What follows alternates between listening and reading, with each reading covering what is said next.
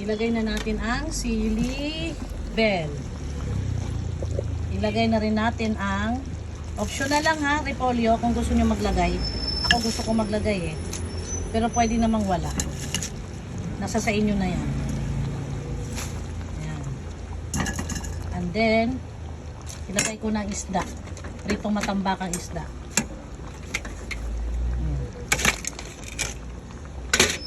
Hinuli ko na siya kasi luto naman na to. Yan, maghugas muna tayo ng kamay. Pasingit.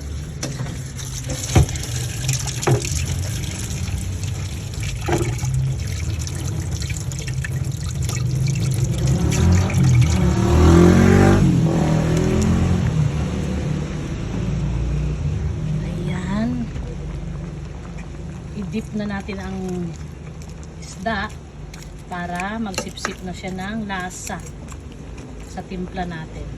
Ayan. Ito yung ulam namin kahapon na piniritong isdang matambaka. May natira, eh mga anak ko pag mga tirang isda, lalo na pag nairit mo na yan, tamad na yan sila kumain.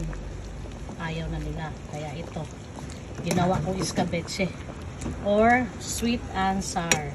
Yan. Mamaya paluto ko muna ang ano. Iluto ko muna ang repolyo bago ko ihalo ng todo-todong halo na.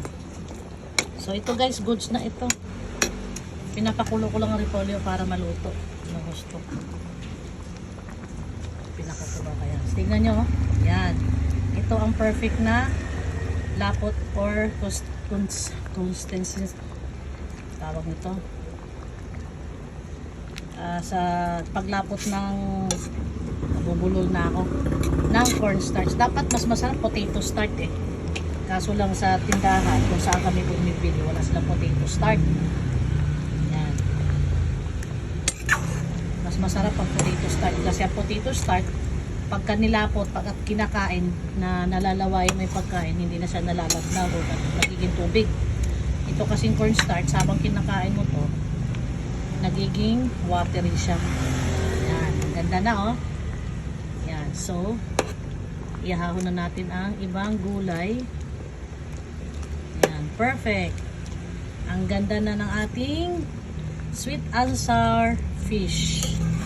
Natikman ko na rin ang lasa nito guys, perfect na rin. Okay na ang tamis, asim at alat. Perfect na siya. Yan. So ito na guys, kung gaano kaganda ang ating fish, sweet and sour. Yan. Yan, pinaliguan ko lang siya ng sauce. So ready to eat na to guys. Ang gamit pala natin kaserola ay Salad Master Casserole. Ang kaserolang healthy, 100% pure stainless. Ayan. Kung gusto nyo makaabil ng ating kaserolang Salad Master, mag-PM lang kayo at ibibigay ko sa inyo ang contact number ni Ma'am Oning na isa sa distributor dito sa Cubao area. Shoutout kay Ma'am Oning. Ma'am, ito gamit ko lang naman ng Salad Master. Yan. So siguro naman sumipsip na yung lasa ng sauce sa isda. So it's time na patay na natin ng apel. Yan. And then mamaya natin takpan para di ma-overcook ang gulay. Yan. So mamaya taste reveal tayo sa ating sweet and sour fish. So, ayan guys, i-flex ko ulit sa inyo kung gaano kaganda. Diba? Loaded sa gulay. Gulay pa lang ulam na. Plus isda.